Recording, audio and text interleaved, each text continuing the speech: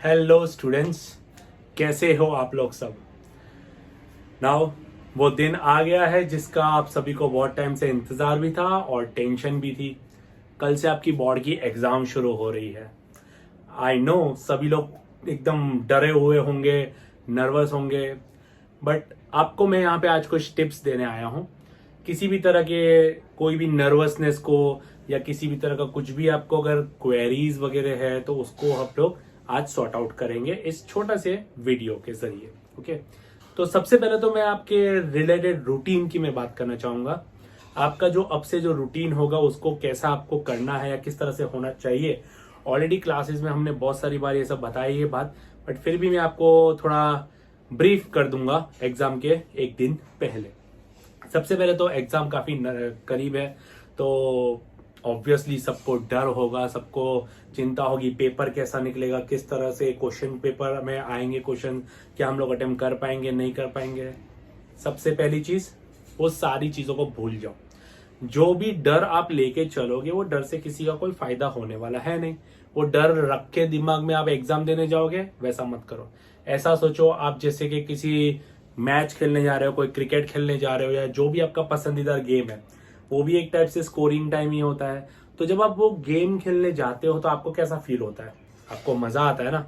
Exam के अंदर जब जा रहे हो तो नर्वसनेस फील होती है, बट आपको एग्जाम देनी है, इसके साथ साथ आपको थोड़ा एंथुजियाज्म भी दिखाना है, थोड़ा आपको एक्साइटमेंट भी दिखाना है। ये देखो 10th का फर्स्ट ईयर आपका बोर्ड का आप लोग फेस कर रहे होंगे। ऑब्वियसली कहना इजी होता है बट फेस करना थोड़ा अलग होता है। सभी की लाइफ में पहला टाइम आता ही है, बट मानो मेरी बात कि किसी भी तरह का कोई भी डर की जरूरत नहीं है। पूरे साल आपने मेहनत की है तो वो मेहनत किसी भी तरह से आपकी वेस्ट नहीं जाने वाली है। I am sure for that. तो आप पूरी तरह से अच्छे से कॉन्फिडेंट होके आपको एग्जाम के लिए अपीयर होना है, उसके लिए कोई टेंशन की बात नहीं है। ठीक है, एक और चीज, आपको आपकी हेल्थ का अच्छे से ध्यान रखना है। इन दिनों में आप अपना हेल्थ का किस तरह से ध्यान रख सकते हैं, छोटी सी टिप्स, आप थोड़ा एक्सरसाइज कर लिया कीजिए। अर्ली मॉर्निंग या रात को आप थोड़ा एक्सरसाइज कर लिया, थोड़ा वॉक कर लो 10-15 मिनट का, खाने के बाद, खाने के पहले, इस तरह से थोड़ा योगा वगैरह कर लिया करो, मेडिटेट कर लिया करो। 5 मिनट शांति से रिलैक्स होके बिना कुछ सोचे भी शांति से बैठोगे ना, तो वो भी काफी ज्यादा आपको बेनिफिशियल रहेगा। अपार्ट फ्रॉम दैट, आपको जो स्लीप शेड्यूल है that should be very good. आप अगर ऐसा सोचोगे कि मैं पढ़ता ही रहूं और पूरी रात रात तक जागोगे, सुबह में आप फ्रेश फील नहीं करोगे और इसका अल्टीमेट रिजल्ट जो होगा वो आपके एग्जाम्स के ऊपर दिखाई देगा। तो मैं नहीं चाहूंगा किसी भी तरह से आप अपनी स्लीप को कुर्बान कर दो या आप अपने नींद को खराब करो रात रात तक पढ़ के या अर्ली मॉर्निंग जल्दी उठ के। जो जिस रूटीन को फॉलो कर रहा है उसी रूटीन को आपको फॉलो करना है। सिंपली आप जब अभी तक जो कर रहे हैं वही करो। अगर आप रात को पढ़ रहे हो 12-1 बजे तक, तो वही करो। आप सडनली एग्जाम के टाइम पे सुबह 3 बजे 4 बजे उठ के इस तरह से मत करना। जो अभी तक फॉलो अप कर रहे हो वही चीज आपको फॉलो अप करनी है। ठीक है, तो स्लीप शेड्यूल आपका प्रॉपर रहो। 6 से 7 घंटे जो नॉर्मल आप सोते हो वही सो, कोई टेंशन की बात उसमें लेने की जरूरत नहीं है। आप अपनी नींद अच्छी से कंप्लीट करोगे तो डेफिनेटली नेक्स्ट डे या उसके नेक्स्ट डे का जो पेपर होगा वो आपका अच्छे से ही जाएगा। हेल्दी माइंड तभी होगा जब आपकी बॉडी जो है वो हेल्दी रहेगी। तो खाने पीने से लेके सोने तक का हर चीज का एक प्रॉपर टाइम टेबल, एक प्रॉपर फिक्स शेड्यूल बना के रखो। ठीक है, दूसरा, कुछ भी जंक फूड वगैरह, अब बाहर का कुछ भी मत खाना इस टाइम पे। पेट खराब हो गया या डायरिया, लूज मोशन ऐसा कुछ हो गया तो एग्जाम के टाइम पे प्रॉब्लम हो जाएगा। जिन लोगों को वड़ा पाव खाने का बहुत ज्यादा शौक है या पानी पूरी खाने का बहुत ज्यादा शौक है, पिज्जा वगैरह, जंक फूड वगैरह को अवॉइड करो कुछ दिनों के लिए। जितना हो सके घर का सात्विक भोजन खाओ और ज्यादा ओवर ईट भी मत कर लिया करो। और जब भी आप सोने जाओ तो सोने से काफी पहले आप खा लो, ऐसा आप 1-1.5 घंटे पहले ही खा लो। खा के तुरंत सो मत जाना, इससे भी आपकी हेल्थ को अफेक्ट हो सकता है। सो पर्टिकुलरली यही चीज है कि खाना पीना नॉर्मल रखना, जंक फूड वगैरह अवॉइड करना और जितना हो सके एक प्रॉपर नींद वगैरह आपको लेना है। ठीक है, तो ये सब तो आपको हमेशा सभी ने बताया ही होगा। आपको मैं एक छोटा सा राइटिंग टिप देना चाहूंगा। एग्जामिनर जो रहते हैं, यानी कि जो आपकी एग्जाम का क्वेश्चन पेपर सेट करते हैं, आप क्वेश्चन के आंसर्स लिखते हो, चेक दूसरे एग्जामिनर जो होते हैं वो करते हैं। अब वहां पे कौन चेक कर रहा है हमको नहीं पता। आपको जो कुछ भी आप जो एग्जाम में लिखोगे वो आपको प्रेजेंट कैसे करना है, आप कैसे अपने मार्क्स को एनहांस कर सकते हैं, थोड़े बहुत एक्स्ट्रा मार्क्स गेन कर सकते हैं जस्ट सिंपली बाय राइटिंग। तो कुछ राइटिंग टिप्स मैं आपको देना चाहूंगा, जो आप देखोगे या इसको इंप्लीमेंट करोगे तो डेफिनेटली इससे आपका जरूर से बेनिफिट होगा, क्योंकि आपका जो कुछ भी एक्सप्रेशन है वो पेपर के थ्रू ही बता सकते हैं। आप ना सुपरवाइजर या चेकर को आप वहां पे देख पाओगे जो आपके पेपर चेक करेंगे, ना उनको पता है कि ये लड़का या लड़की कैसा है या इसने कैसा लिखा है। तो ऐसी कौन कौन सी टिप्स है जो आप राइटिंग में जब करोगे तो सामने जो चेकर होगा उसको आप इंप्रेस कर सकते हो, वो आपको मार्क्स दे देगा अच्छे से। तो लेट्स सी कौन कौन सी चीजें। सबसे पहला मैं पॉइंट जो बोलना चाहूंगा, वो सारे क्वेश्चंस जो है जितना हो सकता है अटेम्प्ट जो आप करोगे वो एक सीरीज में ही करो। ऑल्दो इट इज, जैसे कि सेक्शन बी है, तो सेक्शन बी में अगर आप लोग 35 नंबर पहले लिखते हो, 26 बाद में लिखते हो, 27 पहले लिखते हो, 39 बाद में लिखते हो, वॉट एवर अलाउड है, नो प्रॉब्लम। बट अगर आपको आता है 2 मार्क्स के जो क्वेश्चन है उसमें, जैसे साइंस और एसएस का जो पेपर पैटर्न है, तो उसमें कोई भी 9 आंसर आपको लिखने होते हैं 12 में से। तो ये जो 9 आंसर है, अगर आपको पता है कि मुझे ये क्वेश्चंस आते हैं तो सीक्वेंस में लिखोगे ना, वो ज्यादा बेटर है। इसका रीजन मैं बताऊं आपको, जो चेकर होता है ना, नो डाउट अगर हम भी पेपर चेक कर रहे होंगे तो हमारे दिमाग में भी एक साइकोलॉजी चलती है। हम जब पेपर चेक करते हैं, सपोज के 27 है तो उसके पास 27 के उसके पास आंसर शीट होता है, सिनॉप्सिस जिसको बोलते हैं। तो वो पेपर जब वो चेक करेगा बंदा, तो उसके बाद नेक्स्ट टू नेक्स्ट अगर क्वेश्चन होगा तो उसका दिमाग जो है टायर्ड फील नहीं करेगा। वो जैसा चेक कर रहा है उसको चेक करता रहेगा, उसको लग रहा है ये आंसर है, अच्छा ठीक है, चेक करता रहेगा। बट अगर आप उसको स्ट्रेस दोगे, जैसे कि 26 नंबर लिखा, फिर उसका 39 लिखा, फिर वापस 27 लिखा, तो उसको अपनी आंसर शीट में घुमाना पड़ेगा। उसको सारे आंसर याद नहीं होते, तो उसको अपनी आंसर शीट घुमानी पड़ेगी, पीछे का सॉल्यूशन देखना पड़ेगा, फिर वापस। तो आप उसको एक तरह से टेंशन दे रहे हो, आप उसको स्ट्रेस फील करा रहे हो। अब उसको ऑलरेडी एक दिन में कई सारी सप्लीमेंट्री चेक करनी होती है। तो आप इस तरह से प्रेजेंट करो, एक सीक्वेंस में अगर लिखोगे, जैसे वो उसके पास सिनॉप्सी है, तो वैसे अगर आप क्लियरली लिखते जाओगे तो वो चेकिंग भी इजी हो जाएगी और वो बंदे को रिलैक्सेशन रहेगा। माइंड अगर उसका रिलैक्स होगा तो अपने आप आपको कुछ मार्क्स वो दे देगा। तो पहला तो ये है कि सीक्वेंस में आप लोग उसको अटेम्प्ट करो। Second, don't ever give up. कभी कभी ऐसा क्वेश्चन पेपर में क्वेश्चंस आ जाएंगे, पहला क्वेश्चन देखा जो चैप्टर से है, आपने शायद वो चैप्टर अच्छे से नहीं किया, आपको नहीं आता, कोई बात नहीं। दूसरा क्वेश्चन देखा, शायद वही चैप्टर है या उस ऐसा चैप्टर है जो आपने प्रिपेयर नहीं किया। तीसरा क्वेश्चन भी कुछ ऐसा ही है जो आपको अच्छे से नहीं आता, तो आपका कॉन्फिडेंस लेवल तुरंत ही टूटने लगेगा। ऐसा बिल्कुल नहीं करना है आपको, आपका कॉन्फिडेंस लेवल टूटने नहीं देना है। 2-3 क्वेश्चन नहीं आएंगे या प्रॉपरली नहीं आते आपको, डजंट मैटर, छोड़ दो उसको, गैप छोड़ दो वहां पे। अगर आपको बाद में लिखना है या उसको आप देख लो कि कौन से आपको 9 है या 6 जो अटेम्प्ट करने हैं वो आपको सही से आते हैं, वो वाले क्वेश्चन, तो आप उसके लिए जा सकते हो। अगर आपको नहीं आते वो 3-4 क्वेश्चन है तो कोई बात नहीं, गैप छोड़ दो उसके लिए, उसके बाद में उसके ऊपर आना। उसके ऊपर सोचने मत बैठ जाना कि ये नहीं आता, शिट ऐसा क्या हुआ। 2-4 मार्क अगर आपके उस चीज में चले जाएंगे, उसके लिए आप पूरा अपने पेपर को अफेक्ट नहीं होने दे सकते। आपका बाकी का जो पेपर है वो पूरा अच्छे से ही होने वाला है। आप लोग अच्छे से पूरे साल भर आपने मेहनत की हुई है, तो वो पूरे साल भर की मेहनत आपकी वेस्ट नहीं जाने वाली है किसी भी तरह से। उन 2-3 क्वेश्चंस, अननोन क्वेश्चंस या out of the box question अगर पूछ लिए गए तो उसमें आप टेंशन में मत आ जाओ, आप आगे चलो, आगे के क्वेश्चंस को बराबर से परफॉर्म करो। जरूरी नहीं है कि 80 में से 80 मार्क्स का आपको लिख के ही आना है, अच्छे से परफॉर्म करना है। 1-2 मार्क का इधर उधर हो गया तो टेंशन ले लोगे, ऐसा कुछ भी नहीं करना है। आप आगे के क्वेश्चंस को अटेम्प्ट करो अच्छे से, तो अच्छे से अच्छा आप लोग लिख पाओगे और बाकी का जो पेपर आपका अच्छे जाएगा।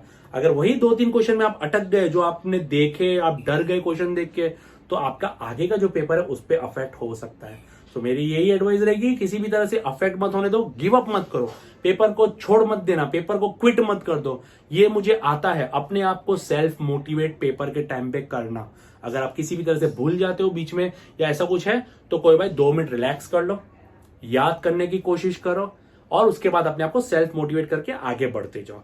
क्विट नहीं करना है एग्जाम में, क्विट कर दोगे तो फिर कुछ नहीं हो पाएगा, क्विट मत करना अपने आप।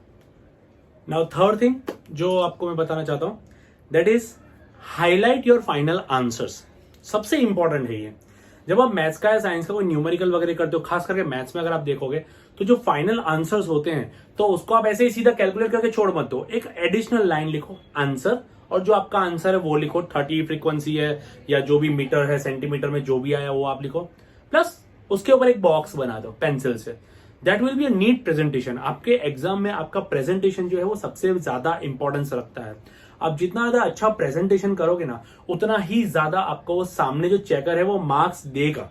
एक दो माइनर मिस्टेक भी अगर होगी ना तो भी वो चला लेगा। तो आपका प्रेजेंटेशन जो है वो सबसे बेटर होना चाहिए। तो हमेशा याद रखना, फाइनल आंसर्स को हाईलाइट करो, और वो भी पेंसिल से। कोई भी हाइलाइटर वगैरह लेके जाने की जरूरत नहीं है, एग्जाम में जरूरत नहीं पड़ती है। आपको सिर्फ और सिर्फ पेंसिल से जो है वही आपको बॉक्स बनाना पड़ता है उसमें। देन साइंस में और एसएस में खास अगर आपको डिफरेंसेस पूछते हैं तो डिफरेंसेस जो होता है वो आपको हमेशा टेबुलर फॉर्म में ही लिखना होता है। लेफ्ट साइड राइट साइड करके बीच में लाइन ड्रॉ करो, पेंसिल से बॉक्स बनाओ, और आपको डिफरेंसेस उसी तरह से 4-5 जो पॉइंट है वो आपको करना रहता है। हमेशा आप लोग याद रखना, पॉइंट के अकॉर्डिंग ही आपको मार्क्स मिलते हैं। तो जितने ज्यादा आप ऐसा मत सोचो कि एग्जाम है, जितना मुझे याद है मैं सब कुछ ही लिख दूं, ऐसा जरूरी नहीं है। तो डिफरेंस में मार्क्स के अकॉर्डिंग लिखना, 2 मार्क में तो 4 पॉइंट लिखो, 3 मार्क में है तो फिर 6 पॉइंट लिखो, इस तरह से आप लोग लिख सकते हो। देन सबसे इंपॉर्टेंट लॉन्ग आंसर्स, खास करके साइंस एसएस की अगर बात करूं मैं, तो जो लॉन्ग आंसर्स आते हैं 4-4 मार्क्स में, और जो न्यूमेरिकल बेस नहीं है यानी कि थियोरेटिकल बेस है, तो उसमें आपको पॉइंट वाइज ही लिखना है। देखो कहीं पे भी ये रूल नहीं है कि आप लोग पॉइंट वाइज ही लिखना है, आप लोग पैराग्राफ वाइज भी लिख सकते हो। बट पॉइंट वाइज लिखने का फायदा क्या है, आप जब एरो करते हो या कोई स्टार मार्क बना के पॉइंट लिखते हो, और उस पॉइंट्स के बीच में अगर आप हाईलाइट वर्ड करते हो ना, तो सामने वाले चेकर को वो चीज दिखता है इजीली। उसको जैसे जैसे पॉइंट चाहिए वो देखेगा, चेक करता जाएगा, और आपके जो मार्क्स है वो मिलते रहेंगे। जरूरी नहीं है कि पूरा कंटेंट आप लोग जो है वो लिख दो। जैसे कि एसएस में पॉवर्टी एलिवेशन प्रोग्राम के बारे में पूछा है, तो 12 की 12, 13 की 13 स्कीम आपको नहीं लिख देनी है। मैंने एग्जाम में भी आपको बताया था कि 4-5 जो स्कीम है इंपॉर्टेंट वाली वो आपको लिखनी है। तो 4 मार्क में पूछा है पूरी शॉर्ट नोट घुसा दो, नो। आपको 4 मार्क के लिए 8 से 10 पॉइंट लिखने होते हैं नॉर्मली, या एसएस अगर है तो 12-1 पॉइंट में भी, अगर बड़ी शॉर्ट नोट है तो पूरी शॉर्ट नोट लिखने की जरूरत नहीं है। बट जो आपको सबसे ज्यादा बेस्ट पॉइंट याद आते हैं वो आप लोग लिखो। उससे होगा कि जो बेस्ट पॉइंट आपको पता है या जो मेन पॉइंट्स है वो आप लिखोगे ना, तो सामने चेकर जो है आपको मार्क्स दे देगा। उसमें कोई बड़ी बात नहीं है, वो पूरा कंटेंट कभी नहीं पढ़ने वाला, या अगर पढ़ेगा तो आप उसको पढ़वाओ ना। आप हाईलाइट करके दो, आप अंडरलाइन करके दो, ईयर हो गए, डेट हो गई, किसी का नाम हो गया, आप अंडरलाइन करके दे दो उसको, वो वही चीज देखेगा और आपके जो मार्क्स है वो आपको मिलते रहेंगे। दूसरी एक सबसे इंपॉर्टेंट प्रेजेंटेशन की बात, हर एक आंसर जब आपका कंप्लीट होता है तो हर एक आंसर के बाद एक लाइन छोड़ दो, और पेंसिल से डबल लाइन या सिंगल लाइन आप ड्रॉ कर दो। यानी हर आंसर के बाद एक लाइन छोड़ के एक लाइन ड्रॉ कर दो। इससे होगा क्या, आपका पेपर जो है ना एकदम नीट एंड क्लीन दिखेगा। देखो हैंडराइटिंग तो आप अभी चेंज कर नहीं सकते। अगर मेरे से आपके खराब हैंडराइटिंग है तो हैंडराइटिंग आप 1-2 दिन में चेंज कर नहीं सकते। तो आप कर क्या सकते हो, आप अपने पेपर को नीट एंड क्लीन तो बना सकते हो ना। तो वो नीट एंड क्लीन जो पेपर है वो आप लोग बनाओ। तो ये सब थोड़ा प्रेजेंटेशन करोगे, मार्जिन वगैरह बनाते हो तो भी ठीक है, बट मार्जिन ड्रॉ करने में थोड़ा टाइम वेस्ट हो सकता है। तो बेटर है जब आंसर खत्म हो तो उसके नीचे पेंसिल से लाइन कर दो, बॉर्डर कर दो, दैट्स इट। आंसर का पूरा बॉर्डर करने की बात नहीं कर रहा हूं। आंसर खत्म हो जाए, साइंस का 32 नंबर खत्म हो गया तो 33 अगर कर रहे हो तो फिर नीचे बॉर्डर बना लो। मैथ्स के सम अगर खत्म हो गए तो एक सम खत्म हुआ, नेक्स्ट नंबर कर रहे हो, बीच में एक लाइन खींच दो। तो उससे क्या आपका पेपर नीट एंड टाइडी दिखेगा। तो चेकर आपकी छोटी मोटी अगर मिस्टेक्स होती है तो वो भी इग्नोर कर देगा। देन एक और इंपॉर्टेंट टिप, कभी भी आप जो नया क्वेश्चन चालू कर रहे हो, सपोज कि आपने एक पेपर लेफ्ट हैंड साइड पे भरा, ये क्वेश्चन आपने लिखा, उसका आंसर लिखा, और नीचे 3-4 लाइन बाकी है, तो वहां पे नीचे से लिखने की जरूरत नहीं है। नेक्स्ट क्वेश्चन जो है आप नए पेज से लिखो। ऐसा नहीं बोल रहा कि आधा पेज बचा है तो आधे पेज का आप छोड़ दो फिर नेक्स्ट लाइन में, नहीं, आधा जितना पेज बचा है तो आपको नीचे से ही लिखना है। बट अगर 3-4 लाइन बाकी है तो नीचे लिखो PTO, और उसके बाद आपको नेक्स्ट पेज जो है वहां पे आपको नया क्वेश्चन स्टार्ट करना है। वो चेकर को दिखने में अच्छा नहीं लगता, नीचे पहले देखेगा 2-3 लाइन फिर दूसरे पेज पे जाएगा, वो अच्छा नहीं दिखता है। तो अपने को चेकर को जो है किसी भी तरह से स्ट्रेस नहीं देना है। हमको जो भी स्ट्रेस देना है वो हम खुद अपने आप को देंगे। थोड़ी बहुत ये सब टिप्स फॉलो करके एक रूटीन सेटअप अगर हमने करेंगे तो डेफिनेटली तुम्हारा पेपर का जो प्रेजेंटेशन है वो काफी ज्यादा बेटर हो जाएगा, और आपके मार्क्स जो है वो इस तरह से एनहांस हो सकते हैं। किसी भी क्वेश्चन को आपको ब्लैंक नहीं छोड़ के रखना है। किसी भी क्वेश्चन को आपको ब्लैंक छोड़ के नहीं रखना है ना। ब्लैंक का मैं क्या बोलता हूं, सपोज कि आपको कोई आंसर आता है बट कच्चा पक्का आता है तो उसके लिए आप ब्लैंक छोड़ दो, रिक्वायर्ड स्पेस जो होता है वो छोड़ दो। 5-6 लाइन या 10-15 लाइन, जैसा आंसर का रिक्वायरमेंट है उतनी लाइन आप छोड़ सकते हो। बट याद रखना, उसको आप कभी भी ब्लैंक मत छोड़ना, आपको लिखना तो है। कभी कभी एग्जाम में ऐसा होता है कि बहुत सारे क्वेश्चन आंसर हैं, कुछ क्वेश्चन अच्छे से एकदम आते हैं तो वो अच्छे से आप लिखोगे, कुछ क्वेश्चन कम आते हैं तो वो आप उसमें कंटेंट वाइज कम लिखोगे, और कुछ कुछ क्वेश्चन ऐसे होते हैं जो आप लोग लिखोगे ही नहीं या तो छोड़ के आ जाओगे। तो मेरी ये एडवाइस है कि छोड़ के कभी भी बताओ आंसर। अब अगर छोड़ के आओगे ना, अब होता क्या है चेकर्स का, जब कभी भी चेकर चेक करते हैं, सपोज कि आप बॉर्डर पे पास हो रहे हो बाई चांस, ये उन लोगों के लिए जिन लोगों ने प्रिपरेशन ज्यादा अच्छे से नहीं किया है और जिनके ज्यादा आंसर नहीं हुए, तो अगर आप आंसर छोड़ दोगे ना तो वो भी मार्क्स नहीं देगा। आपने आंसर है, कुछ आंसर आपको पता है, उसके इर्द गिर्द का भी कुछ अभी आपको कंटेंट पता है, तो लिख के आओ उसके अंदर। आप लिखोगे तो वो मार्क्स देगा, आप लिखोगे ही नहीं, ब्लैंक छोड़ दोगे तो वो मार्क्स कहां से देगा। तो चेकर, हमारे इधर चेकर या कोई भी चेकर्स होते हैं ना, उनका एक ही होता है कि चलो बच्चे ने पूरे साल मेहनत किया है तो उसको मार्क्स दे दे, 2-3 मार्क्स से, अगर वो बॉर्डर पे है तो उसको 2-3 मार्क्स कहीं पे दे दे, पर वो 2-3 मार्क्स जो एक्स्ट्रा है वो तभी दे पाएगा जब आपने कुछ लिखा होगा। अपार्ट फ्रॉम दैट, ये चीज तो रैंकर्स के लिए भी इंप्लीमेंट होती है। आप अगर छोड़ दोगे ना कोई भी चीज, तो वहां पे मार्क्स कटने के चांसेस रह जाते हैं। अगर 79 पे सपोज आप हो, मैथ्स में 79 पे हो या साइंस में 79 पे हो, 1 मार्क का माइनर सा मिस्टेक है, तो चेकर वो भी देखता है कि इसका सब कुछ लिखा है, चलो बच्चे ने लिखा है, प्रेजेंटेशन अच्छा किया, लाइन वगैरह सब ड्रॉ किया है, हैंड राइटिंग भी अच्छा वगैरह निकाले, पॉइंट वाइज लिखा हुआ है, सब कुछ किया, 1 मार्क है, चलो दे देता हूं इसको। तो हु नोस कि चेकर अगर मूड अच्छा हो उसका, तो आपको 80 और 80 भी मिल सकते हैं। और जो बाई चांस फेल होने वाले बंदे हैं या जिन लोगों ने मेहनत नहीं की है, तो आंसर कुछ तो लिखा होगा, तो उसके भी 1-2 मार्क करके आपको पास कर सकते हैं। तो ये थोड़ा पासिंग क्राइटेरिया और थोड़ा अच्छे से प्रेजेंटेशन करने के कुछ टिप्स से आपको ये दी मैंने। इसके अलावा आपको बोर्ड में क्या क्या करना है, बोर्ड में जब जाओगे एग्जाम देने, तो ट्रांसपेरेंट बैग, ट्रांसपेरेंट पाउच, आप जो शूज वगैरह पहन के जा रहे हो तो अवॉइड करो शूज या सॉक्स को, आप हो सके तो स्लीपर या सैंडल पहन के जाओ। प्लस गर्मी भी कितनी ज्यादा है तो कपड़े जो कॉटन के पहन के जाओ, लाइट कलर पहन के जाओ, इससे आपको गर्मी वगैरह लगेगी नहीं, कंफर्टेबल। पानी की बोतल जो लेके जाओगे वो भी ट्रांसपेरेंट लेके जाओ। देखो ऐसा कुछ रूल नहीं है ट्रांसपेरेंट का, बट फालतू में अगर कोई चेकिंग वगैरह होता है ना तो आपको तकलीफ होगी, टाइम वेस्ट होगा वगैरह। हॉल टिकट किसी भी हिसाब से भूलना मत, हॉल टिकट पाउच में लेके जाना, एक जेरोक्स भी भले साथ में रखना। आपके कंपास बॉक्स में जो पेन वगैरह पूरे साल भर में आपने यूज की है उसी टाइप की पेन लेके जाना। बहुत सारे घर में मिलने करने आएंगे, विश करने आएंगे, तो विश के चक्कर में जो हाईफाई पेन होती है वो सब लेके आते हैं जनरली, तो वो सबसे लिखने की जरूरत नहीं है। पूरे साल भर में आपने जो पेन यूज की है वही पेन आपको यूज करनी रहेगी। इसके अलावा कोई भी टेंशन लेने की बात नहीं है।